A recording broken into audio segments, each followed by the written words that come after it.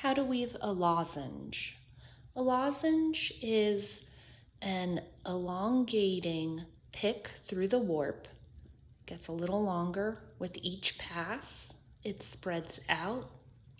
And then when you're done, it cinches back up in length, and it's meant to be then compressed. This is a way to make a perfectly oval shape in a weaving. It's also a way to insert something into the warp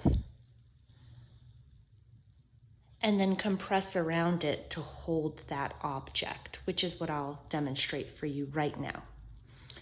So once you weave the lozenge, you can then beat it into place just by moving the weft with your fingers. And it makes this nice round. So here we see it holding the pencil, and you can really compress it. And you can imagine if you did this with lighter weight material, you can make it near invisible and really hide it in the warp. Here it is close up in structure. And you can see it does a great job holding this. You can still remove it, but I'm pulling on this kind of hard and the pencil doesn't want to budge. And then as well, kind of remains animated and loose enough. So how do we weave one of these? Let's remove the pencil and look at it compressed fully.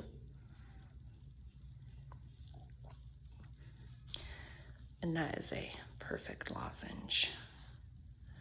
So requires some finishing of the ends. Let's get started on making a new one here. First, you pick where you want the center of the lozenge to land. And then you make an underpick and an overpick. You leave some length hanging out here. So we are under here, over here, and then you move back. You do not make a pick across the whole plane. I am over here, so I'll go under, then over, and I start with 2, but I always pick up 1 warp end on every turn. So I'm going right, and I will pick up this warp end, following the logic of a tabby, which is most simple interlacing, over, under, then under, over, under. So try to move this visually out of your way so you can see what's happening. Here you have 1, 2 warp ends engaged. Here you have 1, 2, 3 warp ends engaged. So then we move back. We are under this outermost warp end, so we go over, under, over. And then again, we pick 1 up with every pass. And I'm using a doubled up line, so it's just important for me to make sure the length is consistent between the 2 lines. Okay, so we just picked this warp end up, we went under it, so we will go over. And again, this was the last warp end, we were under, so we will pick this one up on our way back.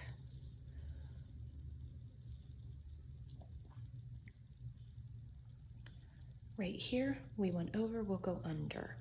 And so the logic of a lozenge is that you pick up 1, but you could very well make a regular lozenge and pick up more, 2. And so this is essentially the very first intro for you all to making a pictorial weaving. This is, if you had a cartoon with this shape behind it, this is how you would fulfill it. If you are embarking on a project with a complex image, maybe some small details in that image, making a weaving with a few lozenges is a great way to warm up your hands and prepare to just get comfortable with a snaking back and forth weft that's express purpose is to present that image on its surface. So you can see I'm just going back and forth, but in order for this to be a lozenge as irregular as it is, I then have to mirror the bottom and shrink it back up. So you can go kind of funny off-road, make it a less regular round shape and fit your own design purposes. But then when you're done, you come back and you finish rounding off the top of this. So if you were maybe wanting to put a half moon shape image-wise into your weaving, you would make a pick, and then with each additional pick you would drop a warp end away.